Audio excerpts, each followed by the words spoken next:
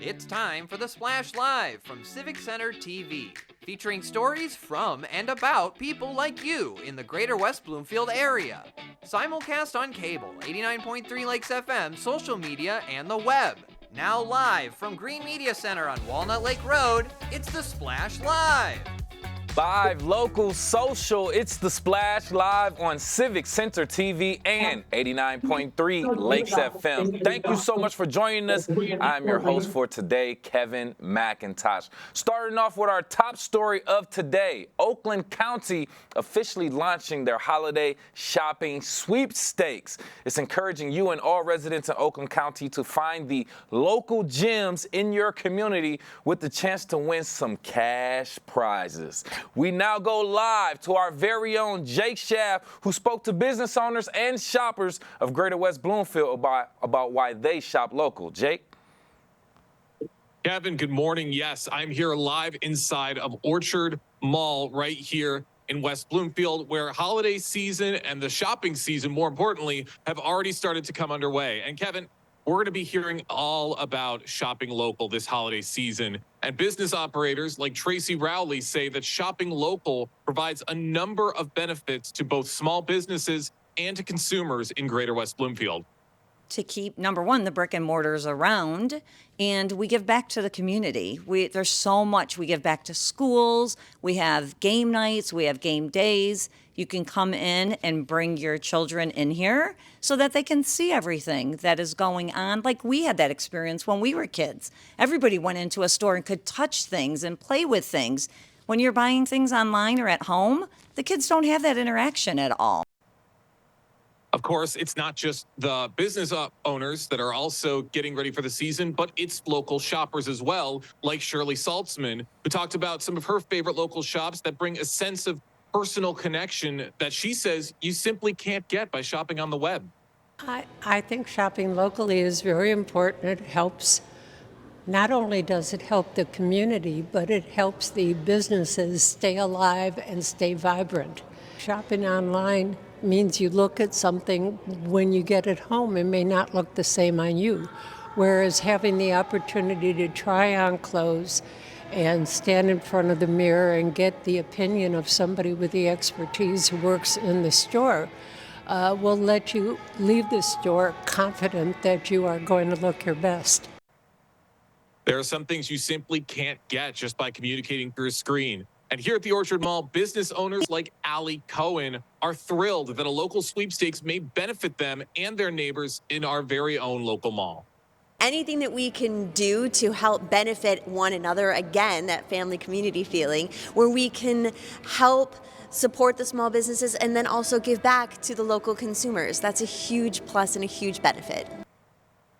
The Oakland County Local Gems Contest is underway, and a simple trip to your favorite local shop and a quick selfie could help you do your holiday shopping and even help you pay for some of those gifts. Jake Schaff out in the field at Orchard Mall. Back to you, Kevin.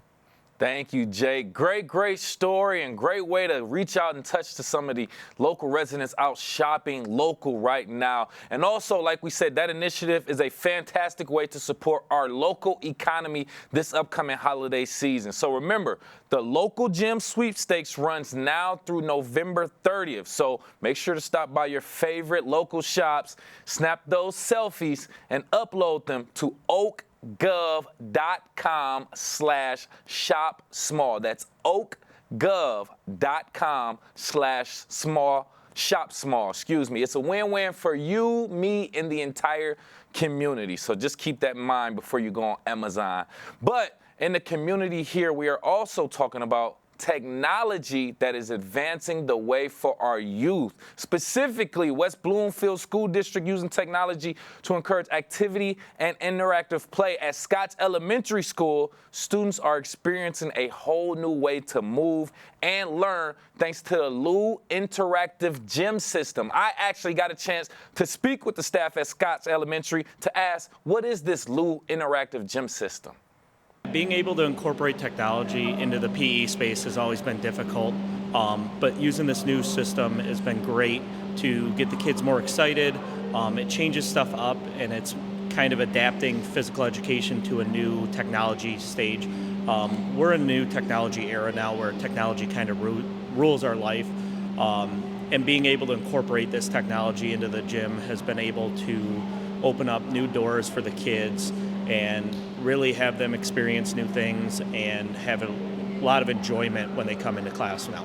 Nick Rotter, the physical education teacher at Scotch Elementary, says the interactive gym creates new opportunities to learn while having fun. So they really like the target game. It's kind of more of a video game type situation. But utilizing, there's a game called Newton, where Newton incorporates math, and being able to incorporate that cross-curricular activity has been really big. The kids don't realize that they're doing math. They're out there having fun, throwing the ball and being active, but they're actually using their brain and thinking and coming up with the right solution for the math equations and stuff like that. For the students, the Lou Interactive Gym is an exciting break from the norm. We spoke to some of them about what they like and learned about the new system. I like how you can hit different things and it doesn't matter what target you hit. It'll always go to that team and sometimes not yours. I learned how to that you have to work with teams and focus on what to hit, and I like where you're on teams. Beyond physical fitness, the Lou Interactive Gym also promotes important life skills such as teamwork, problem solving, and focus.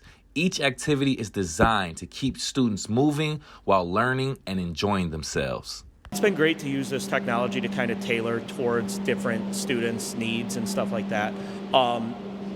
All students, we have a wide range of diverse learners here, and some may not be as excited to come to physical education every day with the traditional standard, but utilizing this new technology and kind of being able to incorporate a video game essentially into PE kind of unlocks new potential for different students in the physical education setting.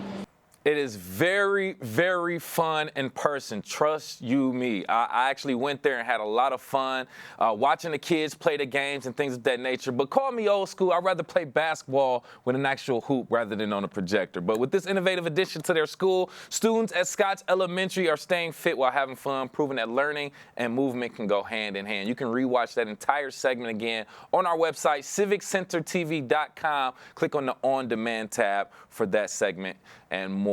A local educator has been named a finalist in a statewide award. We're thrilled to announce that Susie Eisner of West Bloomfield High School has been named a finalist for the 2025 Michigan Assistant Principal of the Year Award. Congratulations, first and foremost. This honor highlights Eisner's outstanding dedication to students, faculty, staff, and the entire West Bloomfield community. Known for her leadership and commitment to student success, Eisner has made a lasting impact on the lives of students and staff alike. We congratulate her on this significant achievement and wish her the best in the final selection. You can give your congratulations on the West Bloomfield School District's Facebook page on Facebook at West Bloomfield Schools for more information.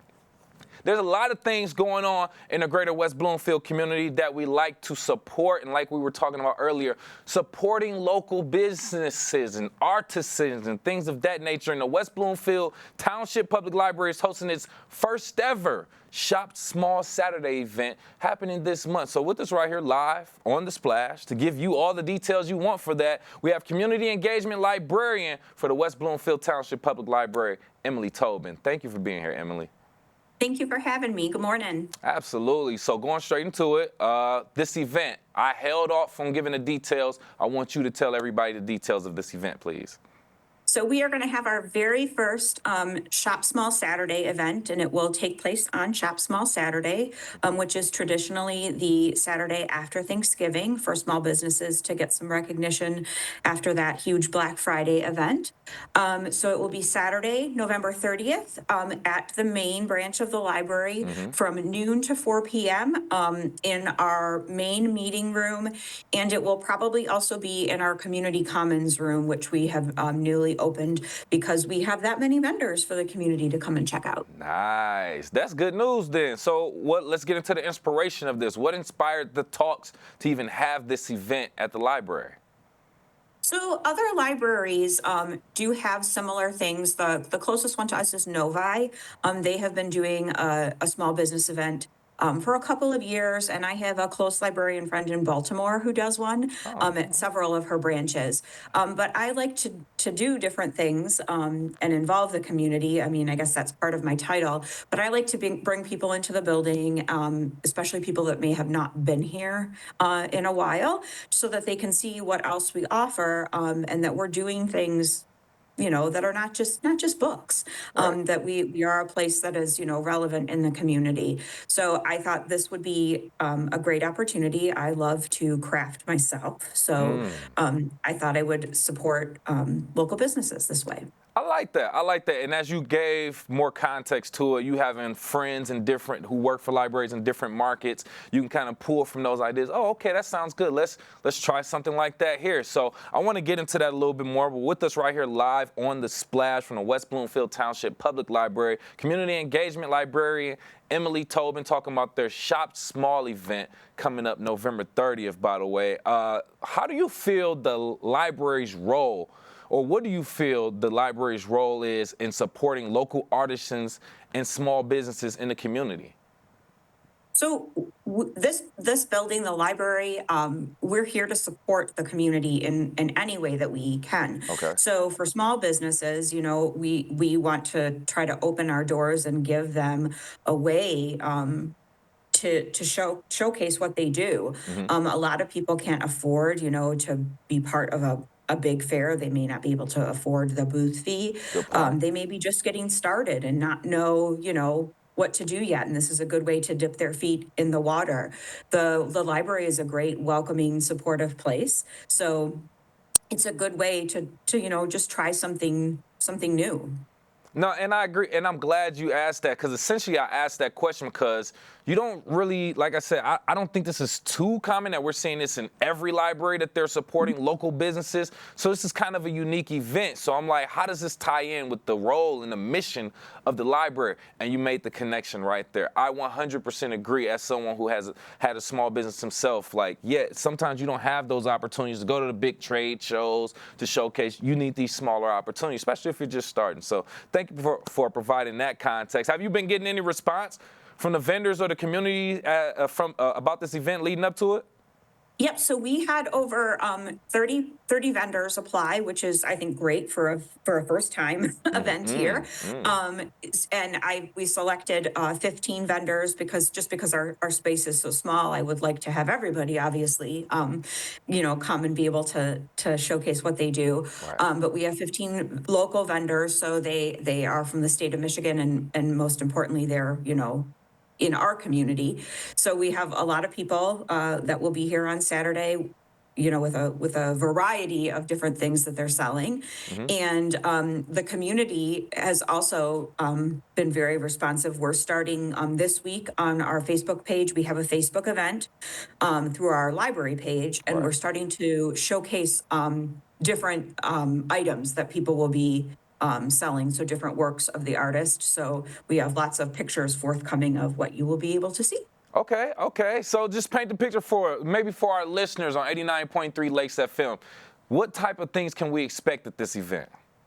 So we have a big variety. So we have soaps, handmade soaps. We have jewelry. We have recycled birdhouses. We have ceramics. There are handmade pens. There will be a local chocolatier. We have diamond painting, watercolors, all kinds of things. As soon as you said chocolatier, Emily, I was locked in. I was locked in at that point. I love that. My sweet tooth got to speaking. I love that. But with us right here live on the Splash, West Bloomfield Township Public Library, Community Engagement Librarian Emily Tobin, talking about their Shop Small event happening this month, November 30th. Just a couple questions before we let you leave. What do you want people to take away from attending this event? What impact do you expect to have on residents that come to the library for this? I want them to see, number one, what all of the talented people in their community do. They can keep their dollars in the community and support these people, and what their library is doing. That we're not just a place that houses books. but that there's all kinds of things going on. When people come in the building, they can pick up a program guide and see that we have programs for all ages all year round. Yes, great point, great point. See, because the library, like we said, there's so many different resources at our local library, and for this to be an addition to that, I just think we all should be more in touch with what's going on at the library, and we're happy to be a channel for that also. One last thing, Emily, do you see this becoming an annual event, a frequent event, and what would it take for that to actually happen? I sure hope that it's going to be an annual event. So we have a lot of support through the art sale community in Kego Harbor. They do like an event with their block parties on Fridays in the summer. So they have like a little art fair, and there are a couple of the art sale vendors in this Shop Small event. But I really do hope that we can do this every Shop Small Saturday and get new people in here, and that we can grow this event. I agree with that. And for our audience and watchers who may have just joined us, please give us the details of this upcoming Shop Small event with the West Bloomfield Township Library, please. So it will be Saturday, November 30th from 12 to 4 p.m. at the main branch of the library in our meeting room and community commons space. Thank you again from the West Bloomfield Township Public Library, Community Engagement Library, Emily Tobin. Thank you again for your time. Thank you. Have a great day.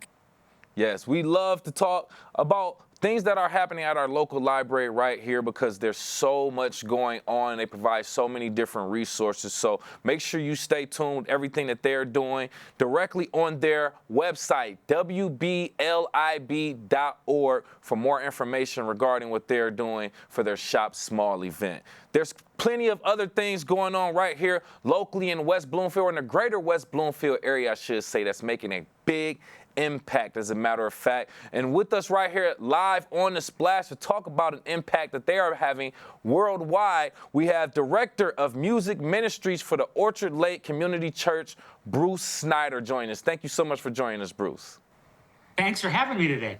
Absolutely. So we have a lot to break down right here. First and foremost, I want to talk about this Carnegie Hall performance that you all be doing. What does it mean to you to even lead a group from Orchard Lake Community Church to perform at Carnegie Hall in New York City? Yeah, it's probably a once-in-a-lifetime event, especially for this choir. Some of them have never even been to New York City. So this is going to be a spectacular event for them. We know the composer who is conducting this concert, and so that makes it a little bit more friendly, a little bit more fun.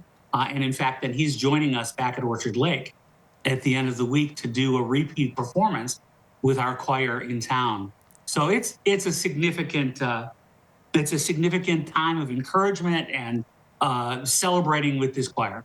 Congratulations, first and foremost. So once in a lifetime opportunity like that, performing in New York from our little community of Greater West Bloomfield. We love that you are representing. Can you just talk about how this opportunity came about? How did you all get in a position to perform at Carnegie Hall? And just talk about the preparation process before you get there.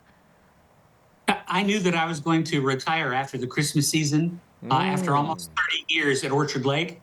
And because I know this composer and some of his colleagues, I had texted them and said, hey, would it be possible for you to help me celebrate it in December and come into town and do some of the artistry that you do at the piano and help us celebrate these series of last events? And he said, well, you know, I'm performing this work in Carnegie the week before. And I said, oh, really? Do you think we could bring some folks? And he said, sure, and put us in touch with the festival host agency, and we went from there. And before you know it, we have 22 people flying to the city. Bring some folks indeed. 22 people in our lovely Orchard Lake Community Church. Oh, what a great deal. And that just speaks on relationships, too, that you've built throughout the years. And cat's out of the bag now. Congratulations on your retirement coming up at the end of the year. Let's speak on that. But right here, joining us live on The Splash, we have Director of Music Ministries for Orchard Lake Community Church, Bruce Snyder, now talking about his retirement and upcoming performance at Carnegie Hall. So reflecting on 29 years of service, what are your most memorable moments or performances in your role of Director of Music Ministries? You know, I always felt like I had two callings in life. One was that I was a music educator.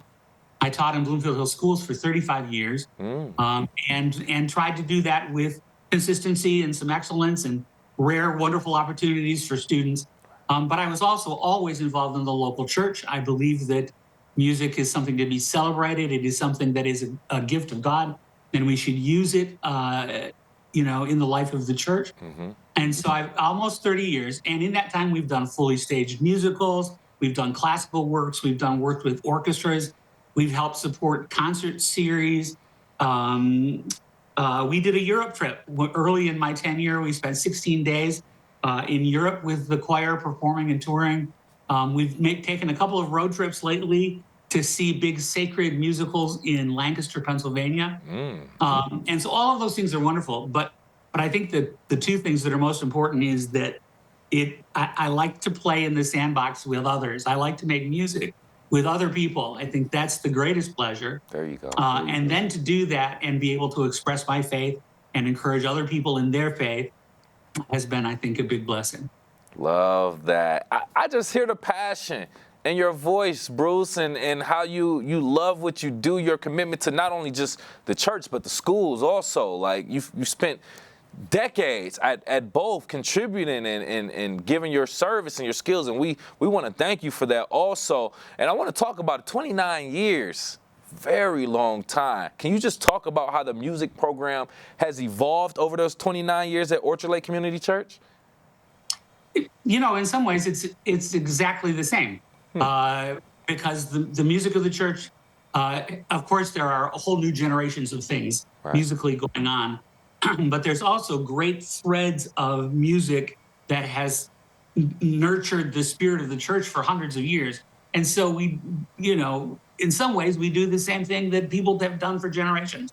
I think the thing that I've tried to bring to it is that I really believe that music in the church is a calling. I think it's the second most important thing to the preaching of God's word in the pulpit. I think after that, the way the worship community celebrates in music is the next important time. It's the time when we get to speak truth and put it on a musical melody line. So maybe you will remember it when you leave. So I think the evolution has been always pushing it more towards ministering through music and not really about performance as such. Nice. And I can understand that too. I mean, church usually keeps it traditional and, in regards to its religion and the way things have worked. And you might have some small changes here and there to adapt to the times or how you speak to the people or relate to the people and things of that nature. But other than that, the basis and the foundation is essentially the same. So I like the way that you put that. With us right here live on The Splash, Director of Music Ministries for Orchard Lake Community Church, Bruce Snyder, talking about his retirement at the end of the year and the choir's upcoming performance at Carnegie Hall in New York City. Oh man, that sounds so good. Let's get back to that. What impact do you hope the performance at Carnegie Hall will not only have on the members of the choir, but maybe right here, the members of the community in Greater West Bloomfield? Well, I think that the choir sings quite well, but I think that we live in an island kind of thing, and I think on a world-class stage with 250 other singers, a professional orchestra, I think will encourage them that they're not alone, that there are other people doing this and are doing it well and are doing it passionately, and are doing it out of their love for God and the sense of community that music creates. And then I think that may encourage our own congregation to value what it is that this volunteer choir brings to the services every Sunday. I think it might help their view of what we do. Yeah, a little bit more sense of pride, achievement, things of that nature. I can understand that 100%, and I like your thinking. I like your thinking with that, Bruce. So can we just talk about, as you're stepping down, you're retiring at the end of this year, starting off fresh next year, do you have any advice or hopes that you have for the future of music ministry at Orchard Lake Community Church? I think that the leadership of the church is wrestling with what does the future look like for the church as a whole. And I think it's a really healthy thing that they're doing that. And now with my stepping away, it's a perfect time for them to say, how do we want music to represent what the future of the church is going to look like?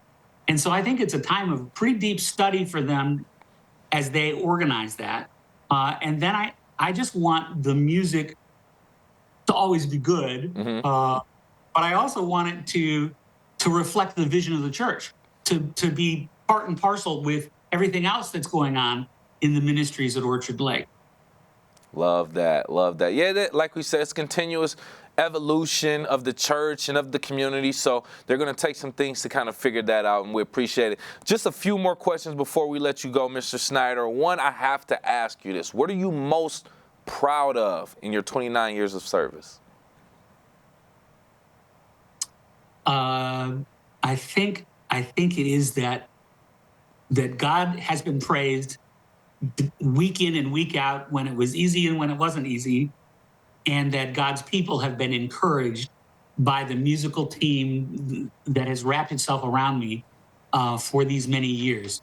It is a high calling, and I think we've represented that faithfully.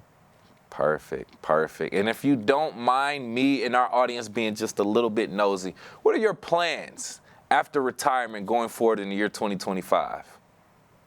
My wife and I have a little condominium in Fort Myers, which has survived the last 2 hurricanes. I'm excited about that. And we're going to spend some R&R time, really the first time that we will be completely retired. And we're going to spend some time there. I've already made contact with a couple of community choirs in Fort Myers, and I'm going to sing with them. They're planning a big mass concert in the spring for the Brahms Requiem. Okay. And I'll be singing that with them in German. And then there are a couple of churches that we're tangentially involved with down there. So we'll stay involved. And then I don't know what happens in May when we come back to Michigan. We'll see what comes from that. Yeah, you just kind of figure it out. But you can't run away from that passion. That's what I'm hearing, Bruce. You retire, but it's still going to be attached to you. I love that.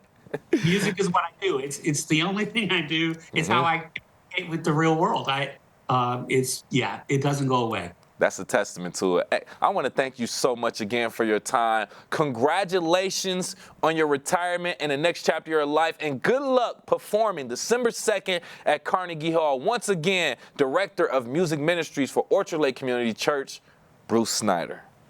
Thank you. Let me make a plug for Friday night, December 6th at 7 p.m. at Orchard Lake. If you can't fly to New York to see us there, come to Orchard Lake Community Church on Friday night, December 6th, and we will do another performance with orchestra, and the composer, Joel Rainey, will be our guest that evening and will be at the piano. It'll be a wonderful evening. Oh, perfect. December 6th, Friday. Make sure you support Orchard Lake Community Church Choir. Once again, Bruce Snyder, we appreciate your time, sir. Thank you kindly.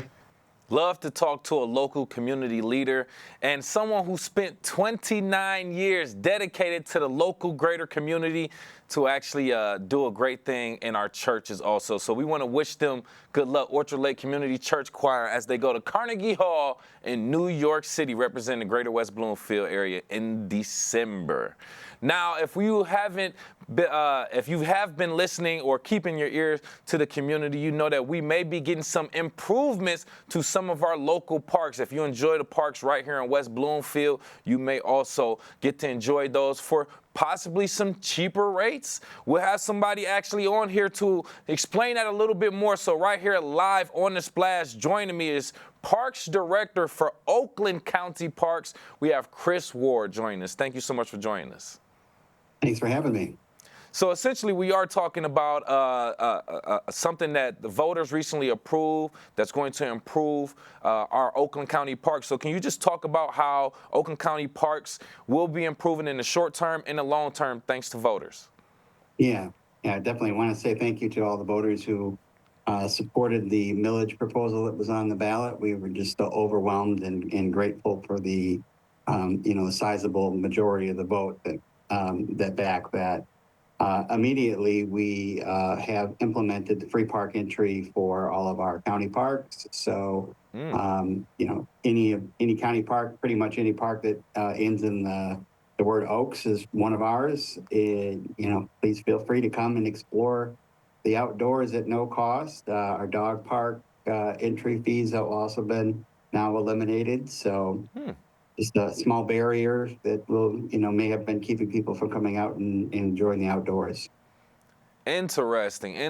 So already giving benefits to local residents to enjoy our parks for free. Yeah. So thank you for providing that information and context, Mr. Ward. So what are the main goals for using this additional money that Oakland County Parks will be getting in their next year budget?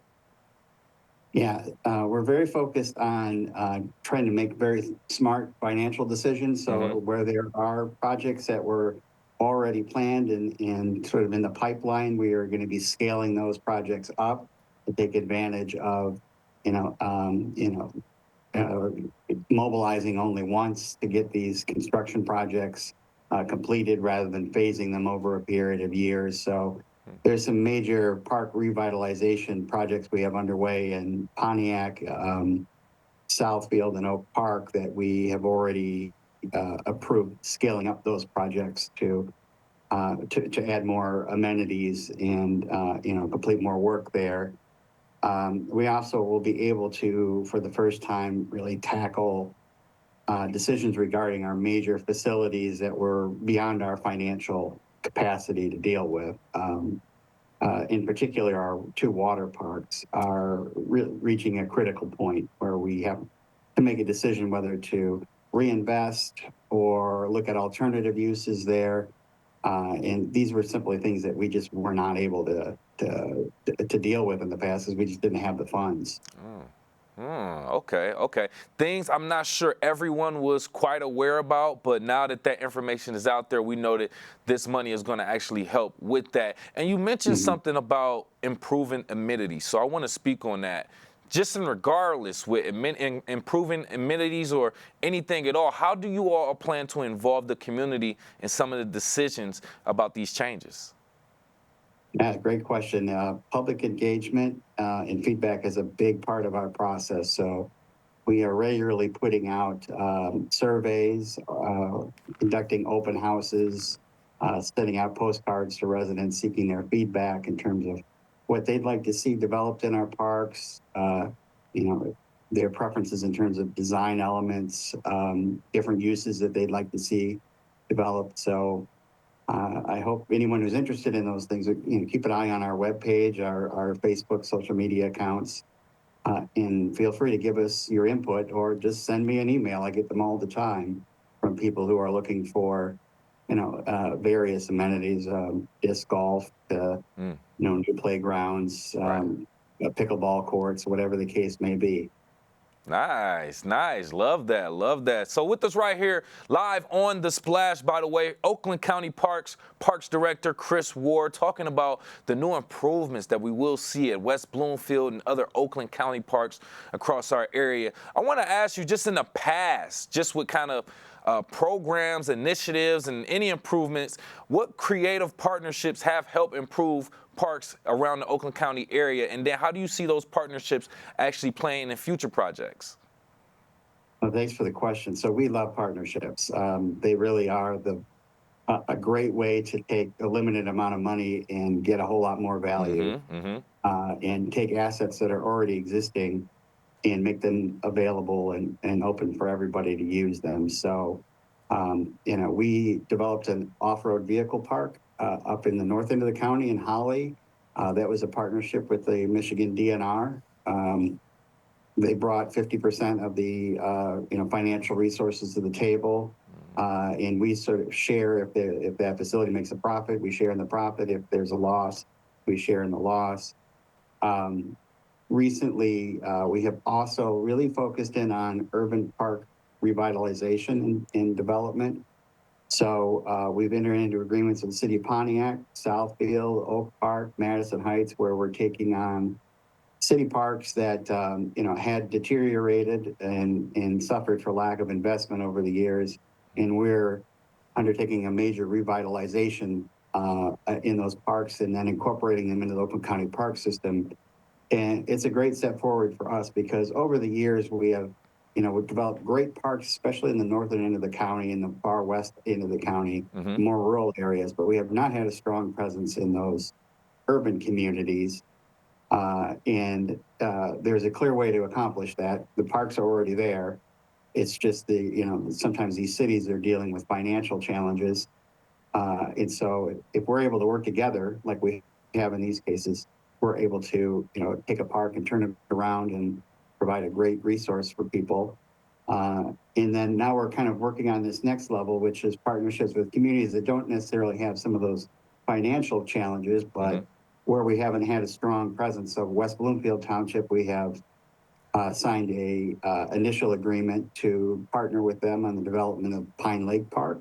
Okay. And our role will be bringing some money to the table for the improvements that are going to be created there in partnership with the Township Parks and Rec Department.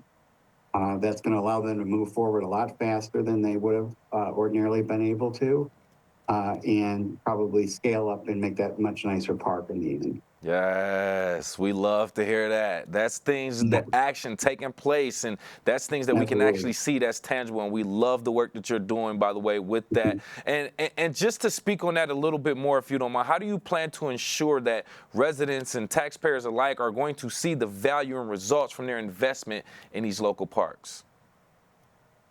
Again, great question. And I don't want to talk too much about partnerships, but we are big fans of them. And so I think we've developed a model there that we just want to keep building off of. Find partners that have assets that are underutilized, maybe the public isn't aware of, that a little bit of investment will make them, much more accessible for everybody to use. Maybe they're, having challenges sustaining operations. So there are gems like that all over Oakland County. And we really want to zero in on taking advantage of those opportunities, especially if we have a local government partner or nonprofit entity that really welcomes that type of partnership. We survive and are able to exist based on the goodwill and support of the voters. So we're very, very focused on delivering results for them and reaching all corners of Oakland County. So there's some areas of the county where we have a weaker presence that we really want to put a lot of extra attention to. That's more of the southern end of the county and some of the more populated areas. So you'll be seeing us do a lot more in those communities. Perfect. And we're going to be involved in things we haven't in the past, like trailway development and maintenance, opening up our rivers for recreational use, that type of thing. So more to come. We are excited for it too, Chris. Thank you so much. Any additional information, important information about our local parks, Oakland County parks, or just anything for the residents in general? No, I just say look forward to a lot of announcements coming in the near future. Some of the things we're going to be able to get the money out rather quickly are great, but also sort of laying the groundwork for things that are going to be constructed and built in the future. Okay. We've got the potential of a couple of major acquisitions as well that are in discussion that will, potentially be future county parks. There's one property that's nearby West Bloomfield Township, part of the Oakland Community College campus that we are strongly considering making an offer for. That would be a great county park to serve the whole area.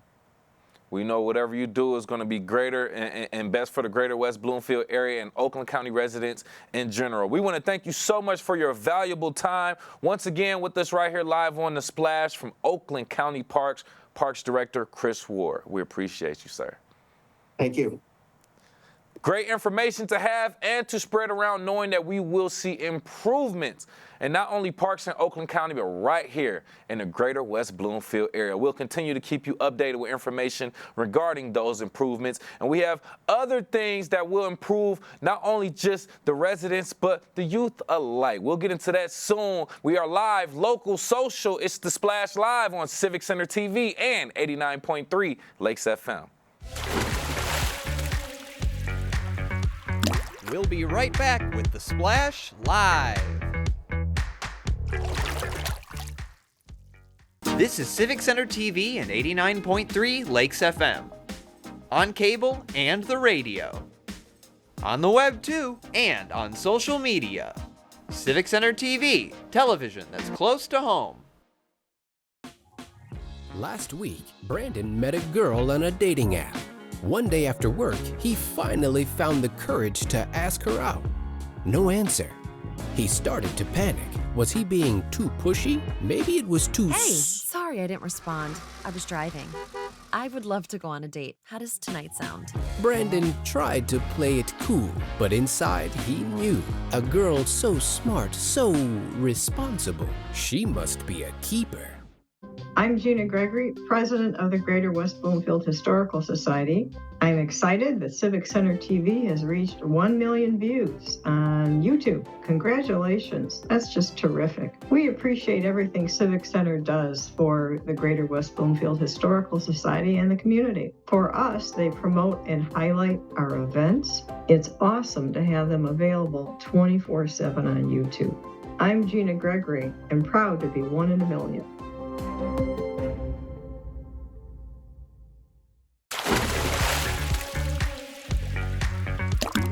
And now, back to The Splash, live. Live, local, social, it's The Splash Live on Civic Center TV and 89.3 Lakes FM. Thank you for joining us. I am your host for today, Kevin McIntosh. In case you did not know, this week is National School Psychology Week, which is observed November 11th through November 15th, 2024, with West Bloomfield School District hosting the theme Spark Discovery. You're watching on civiccentertv.com. You can see the graphic right here showing some of the local psychologists in our schools providing mental health improvements and helping our youth right here in the schools. So giving us a little bit more information on what school psychologists do and the Spark Discovery Initiative. Join us right here live on The Splash. School psychologist for West Bloomfield Middle School, Fatima Muhammad. Thank you for being here, Fatima. Thank you for having me. Yes, this unique Spark Discovery Initiative and Psychology Week. I love it. I never heard too much about it, but let's go into it right now. What does this Spark Discovery thing mean to you personally? So this year's theme for National School Psychology Week is Spark Discovery. So it really just recognizes the work that school psychologists do to help their community seek out new ideas, affect change, and expand horizons for children and youth. So we do ask that not only ourselves as school psychologists, but others, parents, teachers, and community members try to think about the following things, which is exploring connections. So consider all of the allies and resources you can draw upon to amplify the work that a school psychologist does. So I'm very grateful and thankful for you for having me on today, because that's the connection that I now have. Pursuing new ideas, we want to learn more about the comprehensive role of a school psychologist. Most people don't even know what a school psychologist does. So we want to make sure that we take this week to not only find out what a school psychologist does, but the comprehensive role of a school psychologist, because our training and our expertise is much greater than we're often able to practice in the school setting. We want people to pursue some new ideas. To launch into advocacy. School psychologists do have a national shortage right now. And so thinking about that and thinking about ways that we can acknowledge and bring awareness to the fact that there is a school psychology shortage currently. I love talking about strengths, so we want to make sure that we boost strengths and understand the unique perspective of all individuals, and make sure that we know that everyone has a valuable viewpoint and voice, and to acknowledge the strengths of every individual. And then our last part that we want people to do this week is to expand your universe. And so reflect on the ways that the community does celebrate and acknowledge school psychologists and ways that we could do better in the future. Perfect, perfect, perfect. A lot of context there, but we love that because it explains a little bit more about what's going on here. But I want you to take some time to really go into what you kind of do. So can you just explain how you help West Bloomfield Middle School students explore these new ideas and discover their strengths? Yeah. So a lot of times when people ask me, what does a school psychologist do? Like my simple short answer is that I do help teachers teach students. I help teachers teach students. So ways that I do that is that I really do help the academic, the emotional work of students. I work with students, teachers, parents, and the community to make sure that the school is a safe, a supportive, a welcoming, and an affirming environment for every student. Some of the three major ways that I do that is the number one thing that I think most people know that school psychologists do is that I do conduct assessments. So I do try to make sure that we do understand the unique needs of all students, especially those with disabilities. Some other things that I do, though, is I figure out the why behind a student behavior. So all behavior is communication. So understanding why a student might be behaving in a certain way is a big part of my role. And I try to work with preventative intervention systems to support students because we don't want students to fall behind. I think we're just dealing with some slight connection issues with Fatima, and she's just joining us back right now. No, you're perfectly fine. Just live news stuff is perfectly fine. But with us right here live on the Splash from West Bloomfield Middle School school psychologist Fatima Muhammad, just talking about their Spark Discovery initiative during National School Psychology Week. So just kind of picking up from there, can you just explain the challenges and opportunities that you encounter when trying to help these youth, the young students in West Bloomfield Middle School?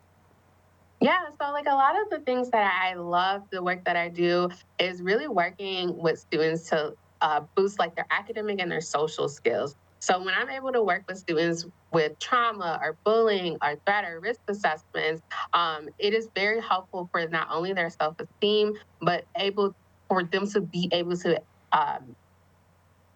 actually involve themselves in the educational environment. So my goal is to make sure that all students have access to their education and make sure that they can succeed. Perfect, perfect, perfect. And I think another thing that we really need to emphasize is the fact that with children and raising children, it takes a village. That's not just the cliche. And with your role specifically with talking to the children, getting down to the why, you actually have to be involved with others. So can you just talk about the collaboration with you, the families, the students, the teachers, and the staff, and how you all create a supportive environment for these kids? Yeah, so again, I really do work with the school, the teachers, the administration, families, community. All of those things have to work together in order for a student to succeed. One part missing can really throw the whole system off. So a lot of the work that we do is making sure that we are getting valuable input from the student, from their parents, and from teachers. And we're putting that all together really to figure out what is happening with a student's behavior or what is happening with a student's academic learning. And we're putting that all together to figure out how can we best support the student and make sure that they academically succeed and emotionally succeed. Mental health is very big right now, and our students are not receiving the support that they need to receive for mental health all the time. And so we want to make sure that we are acknowledging that and working with our community. Our community partners in the public mental health agencies are extremely valuable. And we know that both sides, there's not enough of us. So we do try to work together collaboratively to kind of intensify the impact that we can have for that student. No, I think about that all the time with me having a young child too, who's just starting to kind of go into school, that there's so many different things, distractions, technology that's now being incorporated, and it can have a toll on you mentally. So I completely understand and respect your role first and foremost. I want to put that out there because you have a lot on your plate, and we will talk about the shortage of psychologists coming up. But I want to talk about any misconceptions about your job that you may hear that you want to possibly address? Yeah, so I think that goes back to the comprehensive role. Many people think that all a school psychologist does is do assessments and write reports. While that is a very valuable piece, and it's only one small piece of my job. I would love to be more comprehensive. I am more comprehensive, but I would love for people to be aware of all of the work that school psychologists do. We are very much involved in, again, like crisis prevention, preventions for behavior and academic intervention and prevention. A lot of times we are the most qualified to understand and recommend interventions for students who might be falling a little bit behind. So those pieces are huge. And we have a mental health background too. We can counsel, we can work with students on behavioral challenges and emotional challenges and mental health struggles. So while yes, we can do assessments and write reports, our understanding is much more comprehensive than that. And I would love for people to have a greater understanding of all of what a school psychologist can do. There you go. There you see, I gave you the chance. You got the microphone. She said it. This is what we do. This is what we don't do.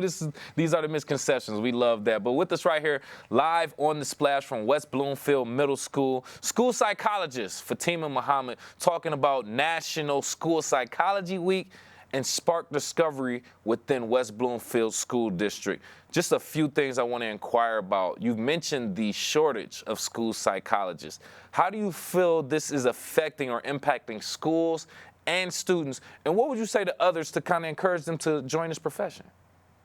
Yeah, so I think when I talk about the shortage, it's a lot of negative. So I want to start with some positive. The good news is that in Michigan, we do have 5 graduate programs. And these graduate programs produce between 39 and 54 new school psychologists a year. That is very good news. We also have a very active state association. It's called the Michigan Association of School Psychologists. I also serve as a board member on that association. And we do a lot of work with our critical shortage of school psychologists in the state, to the point where we do have a state database for districts to post school psychology positions. So that's some of the good news. Now, the bad news about the shortage is that within the last year, we've had over 77 unfulfilled positions just in the state of Michigan. And that is not including the around 30 or so positions that will need to be fulfilled next year with retirement. Currently in Michigan, the school psych ratio is 1 to every 1,443 students. And so that means approximately over 33,000 students go without access to a school psychologist a year. And that's huge. Thinking about the comprehensive role of a school psychologist, oftentimes because our ratios are so high, we are unable to fulfill all of the duties that we are trained to do because we get stuck in such a small role because of how high our ratios are. So National Association of School Psychologists does recommend 1 school psychologist to every 500 students.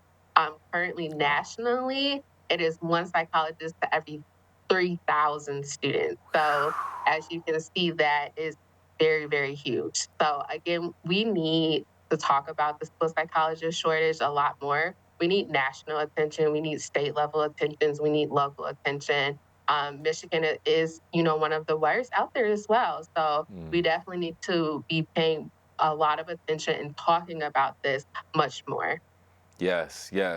And I think situations like this, for one, us explaining this on this channel, but also maybe even students going through that who may have had a psychologist and felt like that was motivating for them to go into that profession, or maybe students who didn't, and then they say, I feel like this is necessary, I would like to pursue this because I would have wanted this. So either way, we're happy that you're here to explain the role of the psychologist and a little bit more about Spark Discovery, and we appreciate that. But before we let you go, any additional information, important information about National Psychology Week or Spark Discovery that people should know about? Yes, I would definitely encourage everyone, if you have a school-age student and you don't know the school psychologist at your student's school, to reach out and just say hi. Say, hey, I see you, and happy National School Psychology Week sometimes it's really good for us to have that affirming practice and be recognized for what the work that we are doing.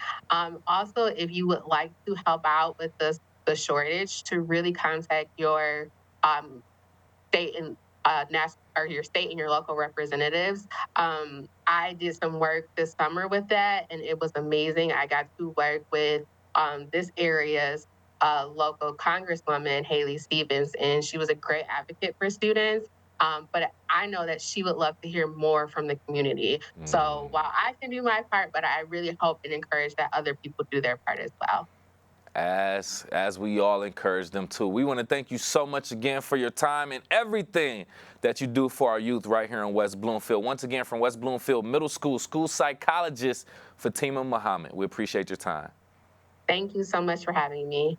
Yes. You can find out more about what the school district is doing with National Psychology Week on their Facebook, West Bloomfield Schools on Facebook, to get involved and say thank you to our local psychologists for everything that they do for our lovely little babies here.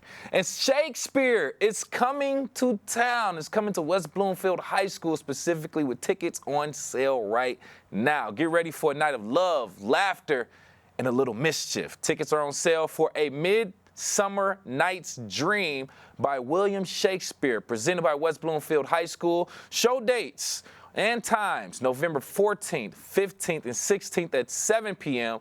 with a special show to accommodate the deaf and hard of hearing community, which will be November 16th at 1 p.m. WB student tickets, West Bloomfield student tickets, only $5, just to let you know. General admission, however, is $15, only $15. You can purchase these tickets at the door or in advance, wbhstheaterarts.ludus.com, LUDUS.com. Don't miss this classic comedy night. Bring your friends, your family, and support our youth. For more, go to the Facebook page of West Bloomfield Schools at West Bloomfield Schools on Facebook for more information. Oakland County is keeping you in a reminder state that for this fall, please leave the leaves. By leaving the fallen leaves on the ground this autumn, you help our wildlife and local pollinators. When you leave the lawn with the leaves on the grass, they create a natural mulch, and it reduces weeds and fertilizes the soil as well. They also, in case you didn't know, are a natural habitat for birds, turtles, frogs, and other small insects that all do their job to our local ecosystem. So if you want to find out more, go to wbparks.org regarding Leave the Leaves initiative and how you can actually help with our local ecosystem.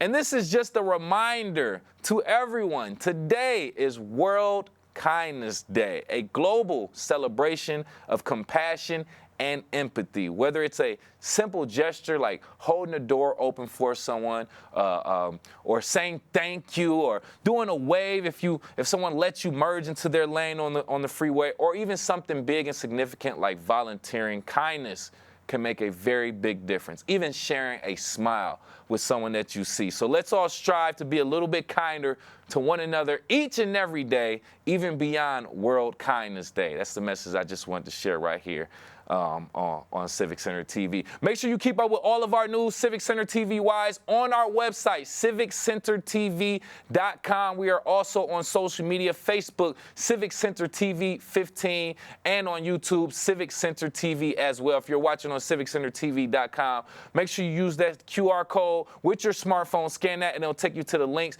to all of our social media and our channels. We appreciate you again for being here. I am your host for today, Kevin McIntosh, and per usual, we are live, local, social. It's the Splash Live on Civic Center TV and 89.3 Lakes FM.